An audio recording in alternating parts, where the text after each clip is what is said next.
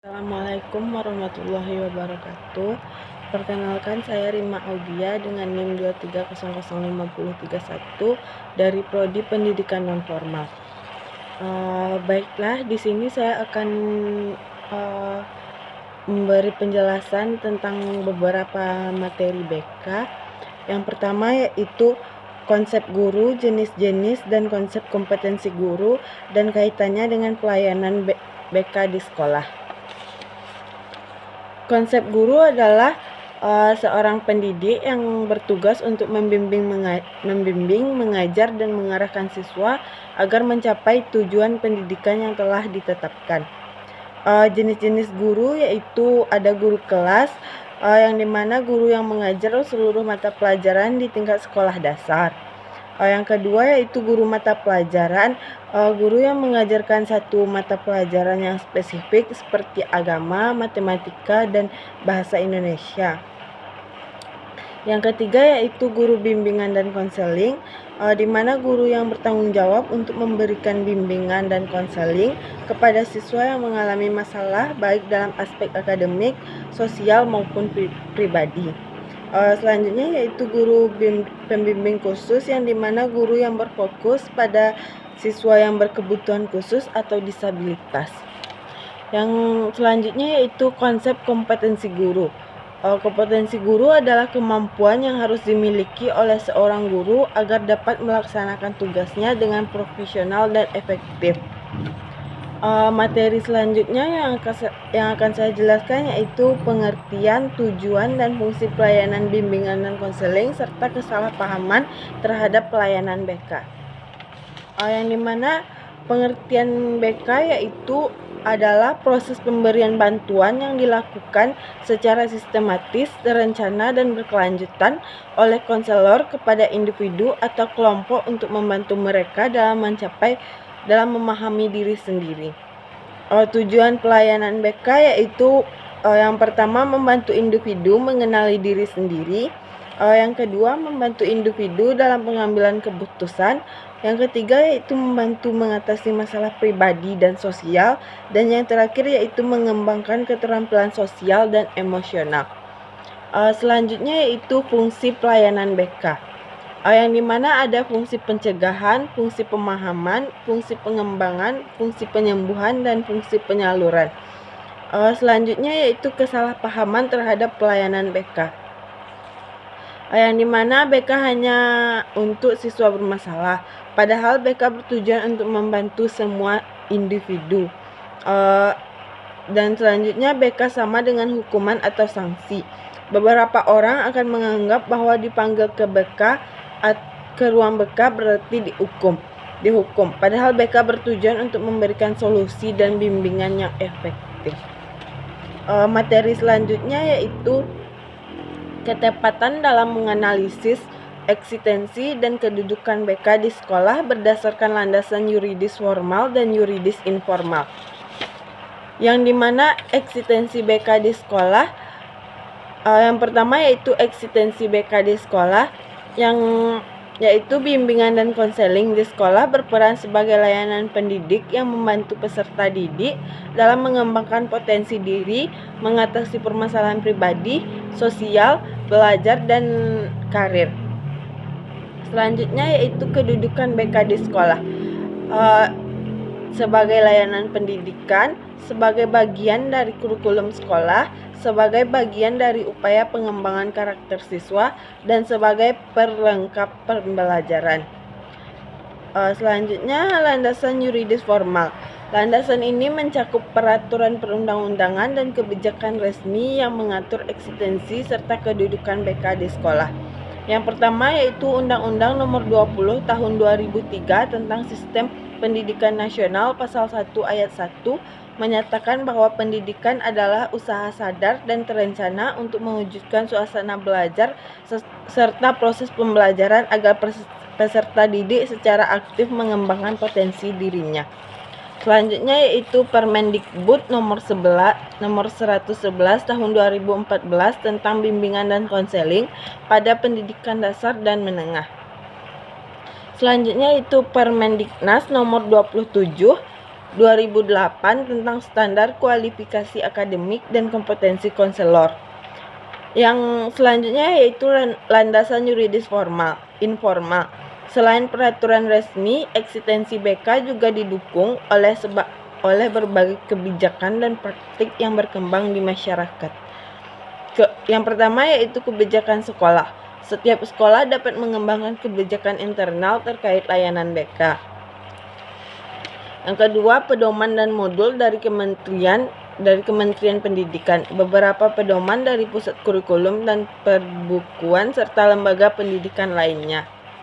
Materi selanjutnya yaitu ketepatan dalam menganalisis eksistensi dan kedudukan BK di sekolah berdasarkan landasan yuridis formal dan informal.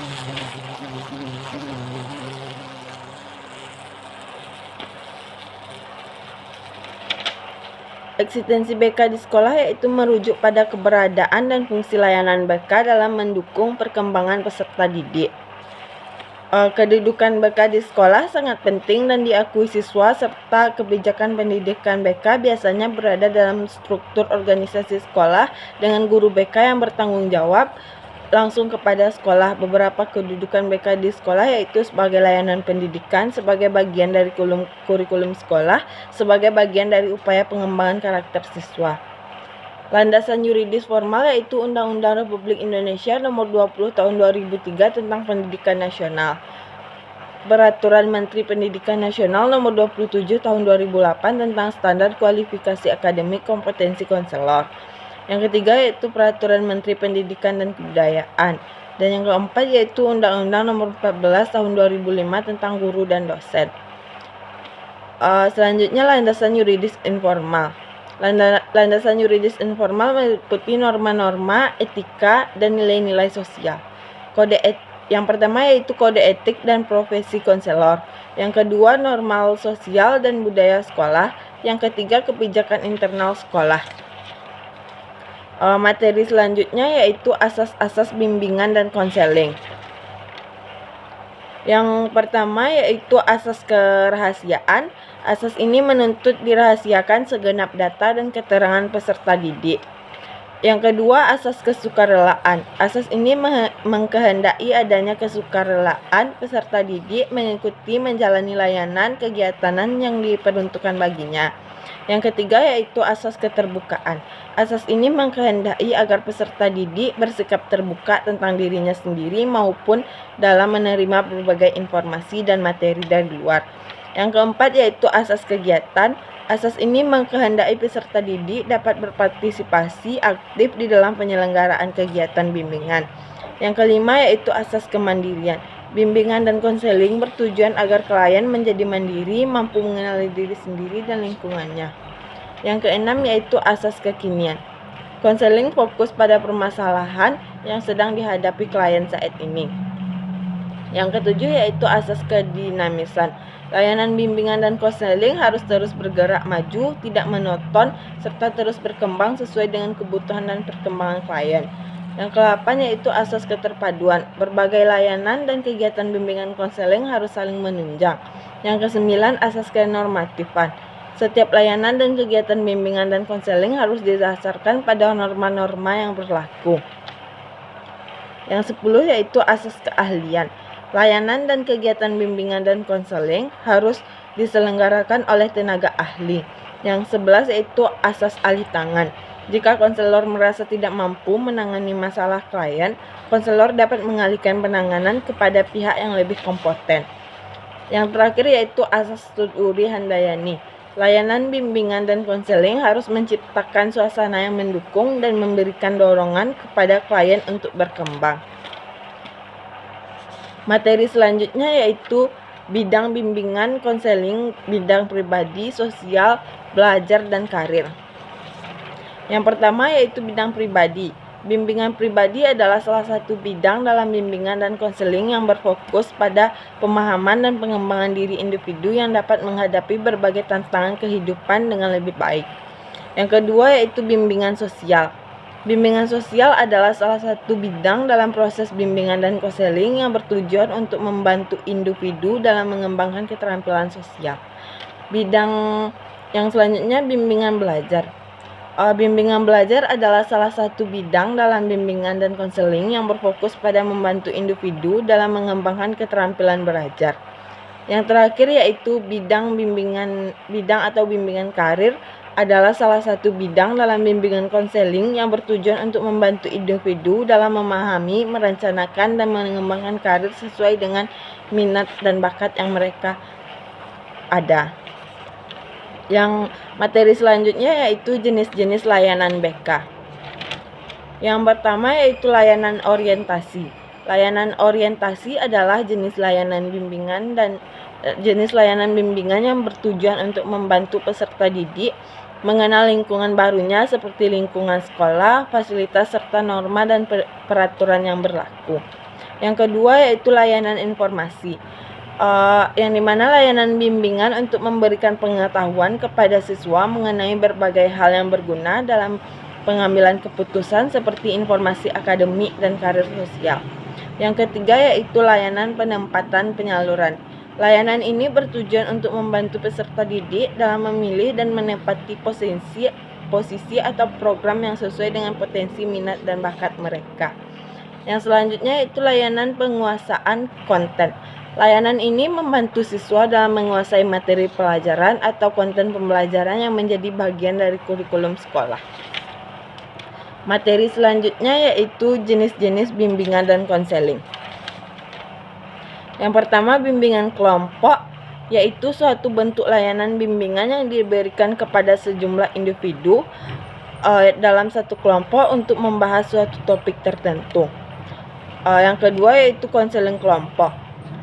Konseling kelompok adalah proses bantuan yang diberikan atau dilakukan dalam kelompok kecil dengan suasana lebih mendalam dan pribadi. Yang ketiga yaitu konsultasi, yaitu adalah layanan bantuan profesional dari konselor kepada pihak lain dalam rangka membantu peserta didik secara tidak langsung. Selanjutnya yaitu mediasi. Adalah layanan BK yang bertujuan menyelesaikan konflik antar individu maupun kelompok melalui pihak ketiga yang netral. Selanjutnya advokasi. Dalam konteks BK, upaya aktif konselor untuk memperjuangkan hak, kebutuhan, dan kepentingan peserta didik yang mengalami ketidakadilan, diskriminasi, atau marginalisasi. Materi selanjutnya yaitu jenis-jenis kegiatan pendukung bimbingan dan konseling. Yang pertama yaitu aplikasi instrumentasi. Aplikasi instrumentasi adalah penggunaan berbagai alat ukur atau instrumen psikologis dan non-psikologis untuk memperoleh data yang akurat tentang potensi peserta didik. Yang kedua, himpunan data adalah kegiatan sistematis yang mengumpulkan, menyimpan, dan mengelola informasi tentang peserta didik yang relevan. Yang ketiga yaitu kunjungan rumah. Kunjungan rumah adalah kegiatan guru BK mengunjungi rumah peserta didik untuk memahami latar belakang keluarga dan lingkungan sosial siswa secara langsung. Yang keempat yaitu konferensi kasus. Konferensi kasus adalah pertemuan formal antara guru BK dan pihak-pihak terkait seperti wali kelas, guru mata pelajaran, dan orang tua. Materi selanjutnya yaitu jenis-jenis format kegiatan BK. Format berdasarkan jumlah peserta. Bimbingan atau konseling individual. Bimbingan atau konseling yang dilakukan secara tatap muka antara satu konselor dengan satu peserta didik. Yang kedua, bimbingan atau konseling kelompok. Dilakukan terhadap sekelompok individu yang memiliki kebutuhan atau masalah yang relatif sama. Yang ketiga, layanan klasikal atau marsal. Layanan yang diberikan kepada seluruh siswa atau sejumlah besar peserta secara serentak. Biasanya dilakukan dalam bentuk presentasi di kelas atau forum umum. Selanjutnya yaitu format berdasarkan metode atau pendekatan pelaksanaan. Yang pertama yaitu layanan dasar, layanan responsif, layanan perencanaan individual, dan layanan dukungan sistem. Selanjutnya yaitu format berdasarkan teknik atau strategi. Materi selanjutnya yaitu pelayanan BK model komprehensif. Bimbingan konseling komprehensif adalah suatu pendekatan sistemik dalam memberikan layanan bimbingan kepada peserta didik secara menyeluruh dan terpadu. Model bimbingan komprehensif adalah kurikulum bimbingan, layanan responsif, perencanaan individual, dan dukungan sistem. Tujuan pelayanan komprehensif adalah untuk mengembangkan potensi siswa secara optimal melalui pendekatan proaktif dan preventif. Selanjutnya, prinsip dasar komprehensif adalah bersifat sistemik, berpusat pada peserta didik, profesional, dan preventif. Kelebihan BK komprehensif yaitu menjangkau seluruh siswa dan meningkatkan efektivitas peran konselor dalam sistem pendidikan. Materi selanjutnya yaitu kode etik guru dan BK. Kode etik adalah sistem norma, nilai, dan aturan profesional tertulis yang secara tegas menyatakan apa yang benar dan apa yang baik. Ruang lingkup kode etik guru adalah etika terhadap peraturan perundang-undangan, etika terhadap organisasi profesi, etika terhadap teman sejawat, etika terhadap anak didik. Ruang lingkup kode etik BK adalah kualifikasi konselor, penyimpanan dan penggunaan informasi, hubungan dengan pemberian pada pelayanan, hubungan dengan klien. Sanksi terhadap pelanggaran kode etik yaitu sanksi moral dan sanksi organisasi. Dan materi yang terakhir yaitu keprofesionalan BK serta keterkaitan dan kerjasama antara pendidik serta peran dan tanggung jawab personil sekolah. Keprofesionalan BK merujuk pada kondisi di mana layanan BK dilakukan oleh tenaga profesional, konselor atau guru BK yang memiliki kompetensi, etika, dan kualifikasi yang sesuai serta mampu melaksanakan tugas secara bertanggung jawab dan sistematis. Keterkaitan dan kerjasama antara pendidik dan pelayanan BK yaitu pertukaran informasi, koordinasi program, dan intervensi bersama. Peran dan tanggung jawab personil sekolah yaitu kepala sekolah menyediakan dukungan kebijakan, fasilitas, dan alokasi waktu. Guru mata pelajaran memberikan data akademik, mencermati gejala perilaku siswa, dan merujuk siswa ke BK bila ditentukan permasalahan. Guru BK menyusun program BK, memberikan layanan konseling dan konsultasi, serta melakukan evaluasi dan tindak lanjut. Dan wali kelas membantu perkembangan peserta didik menjadi penghubung antara siswa, orang tua, dan guru BK. Sekian penyampaian beberapa materi dari saya. Saya akhiri dengan wabillahi taufiq wal hidayah. Wassalamualaikum warahmatullahi wabarakatuh. Terima kasih.